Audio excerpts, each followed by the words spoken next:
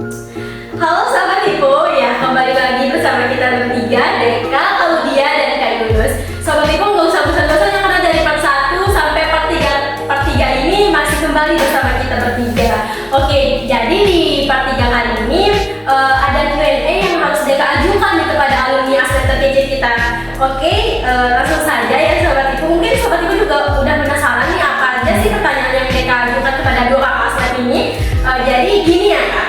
Kesulitan terbesar saat penelitian, saat riset itu bagaimana sih dua kakak ini bisa mengatasinya? Atau habis magang tuh kan senhas ya Pak? Yeah. Nah terus langsung riset gitu, pasti pusing gitu loh. Wah gimana itu buat mengatasinya? Aku? Iya, mulai dulu deh Pak. Oke. Kesulitan saat riset sih tentu karena berdasarkan pengalaman kakak ya kemarin yang riset.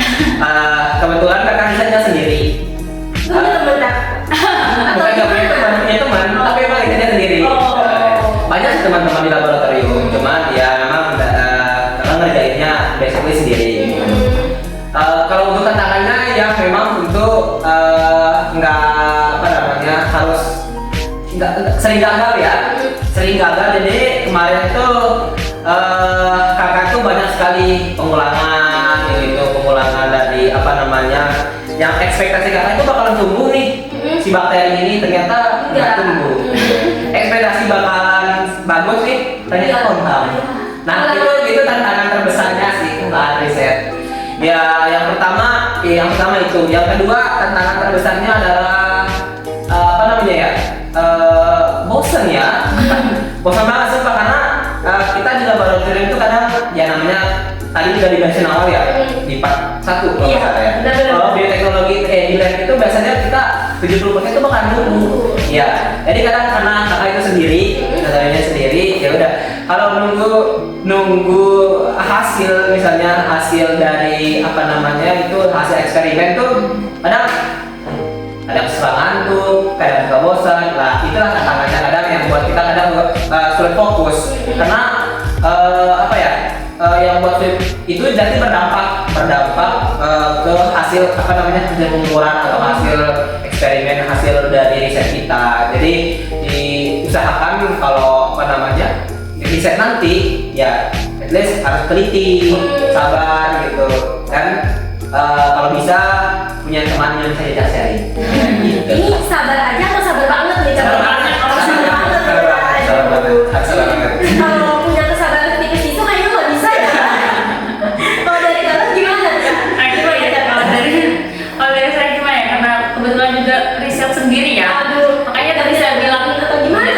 cuman karena beliau ini kan di seleksi sebelah ya. Saya di sebelah jadi ya udah kalau tetanggaan karena beda pekerjaan. Jadi sama yang seperti yang dikatakan Yunus tadi ya, banyak sekali kumulangan karena dan banyak sekali teman-teman luar tuh beranggapan kalau eksperimen yang dilakukan anak biotek itu nggak pernah gagal, itu bakal berhasil terus gitu kan ya. Mereka nggak tahu prosesnya kayak gimana gitu ya, tapi ada gagal baru berhasil gitu.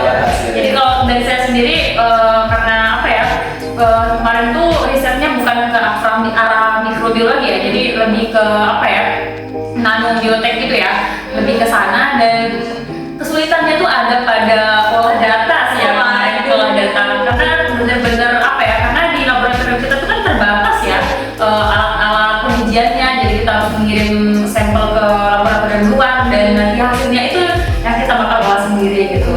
Itu sih, jadi terkait dengan pengulangan mungkin saya belum menemui itu karena beda topik pengerjaan ya, jadi gitu.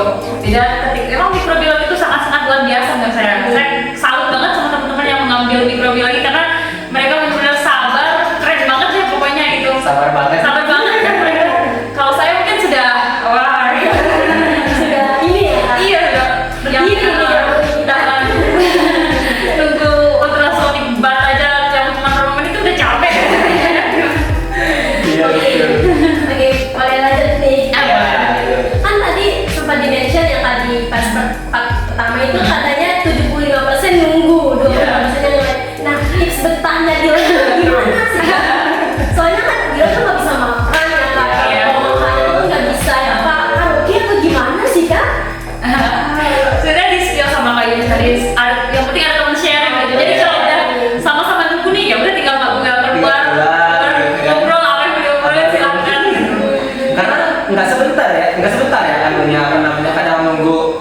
sentrifugasi Iya. apa namanya sampel itu kadang bisa sampai setengah jam, terus kadang nunggu alat-alat apa ya, nunggu inkubasi yang kadang berhari-hari gitu. Jadi kita kadang nggak tentu waktu di anak-anak laboratorium itu, kadang kita dituntut buat datang pagi-pagi, terus pulangnya harus malam gitu. Pernah tuh banyak teman-teman atau yang teman-teman kita tuh yang nge-lab-nya sampai malam. Bahkan yang minum juga ada ya. Itu juga ada demi Tapi ini sebelum berlaku jam malam ya. lagi udah malam ya. Boleh. Gitu sih. Jadi kalau tips bertanya tuh harus punya teman yang kamu cari. Iya, benar. Terus kalau yang gak punya teman gimana nih, kayak introvert nih? Ya, Gimana? nah justru itu ya, sama yang kalau punya teman, nanti kalau udah masuk lab ketemu sama teman yang lain. Kalau punya teman, Iya. karena banyak yang seperti itu gitu. Oke, jadi ini sobat Iko kalau nggak punya teman masih boleh aja. Punya teman. Oke, lanjut nih. Kak, ada nggak sih alat-alat yang sering bikin kesel? Tentu ada ya, Kak? Tentu. Kalau dari saya sendiri hot plate ya, hot plate-nya tuh dikit-dikit nyetrum. Kalau dari kakak sendiri bukan alat kali ya yang bikin kesel, buat media. Sumpah, relate banget. Buat media, kadang kalau kita buat media, karena kita kan apa namanya kontaminasi ya, yang kita tentu ya. Jadi sebelum kita nge-lab itu kadang kita kan harus pastiin steril, habis semprot kan lap gitu kan. Tapi ketika semua effort itu kita lakuin dan ternyata kita pas buat media, ternyata besoknya kontak, Ngulang lagi. ngulang lagi. Ngulang lagi setiap hari kan, ngulang lagi sampai. Jadi kalau jadi anak itu tuh harus benar-benar sabar. Harus sabar. Mau sabar aja, tapi sabar banget ya sobat Ibu. Nah, oke lanjut nih Kak. Apa sih hal kecil di lab yang bikin kakak tetap semangat riset walaupun capek gitu? Walaupun kayak di luar itu kakak capek beraktivitas atau habis main futsal mungkin, kalau tiba-tiba di jam segitu harus ke lab gitu. Kalau dari Kak Livia mungkin habis nongki di jam segitu, wah kalau ke lab nih ada kerjaan nih, gimana tuh Kak? Udah seneng nih di luar, terus tiba-tiba di jam segitu harus ke lab. Gimana tuh? Gimana ya, karena apa ya, ketika ada panggilan ke lab itu berarti ada sesuatu hal yang membutuhkan kita gitu. Iya. Jadi kalau dari saya, kalau memang dibutuhkan ya cepat datang gitu. Jadi tetap semangat gitu. Tetap semangat. Semangat. Kalau dari kakak sendiri, kalau hal kecil yang buat kita semangat tentang ke lab itu kadang apa ya, hal yang bakteri yang kita tumbuhin nih, misalnya di media kemarinnya kita harus cek besoknya setelah intubasi itu kadang penasaran. Nah penasaran tuh itu yang paling seru. Tunggu gak ya? Tunggu gak ya? Mau gak mau harus. Pergi buat cek gitu kan. Ternyata kalau pas tunggu, wah senang banget. Jangan ngulang lagi. Jangan ngulang lagi. Oke, boleh juga nih ya Kak. Aduh, gimana nih sobat Ibu? Kakak dua ini tuh udah nggak jadi atlet lagi, jadi bakal sulit ketemu. Apalagi kan di angkatan 2023 ya Kak. Terus di angkatan di tahun 2025 ini kakak Aslan ini Kak Yunus maupun Kak Lydia sudah kembali ke tempatnya masing-masing. Aduh sedih banget sih jujur, apalagi Kak Lydia ini kan temen Nongki Deka ya. Terus tempatnya Kak Yunus kerja itu favorit banget itu kan Jolnya ya. Wah gak kerasa ya obrolan kita pada hari ini ya sobat Ibu. Sudah di akhir episode ya Kak. Terima kasih sudah menemani hits kita pada sore hari ini.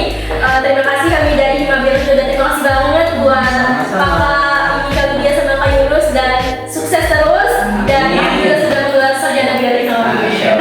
Oke nih sobat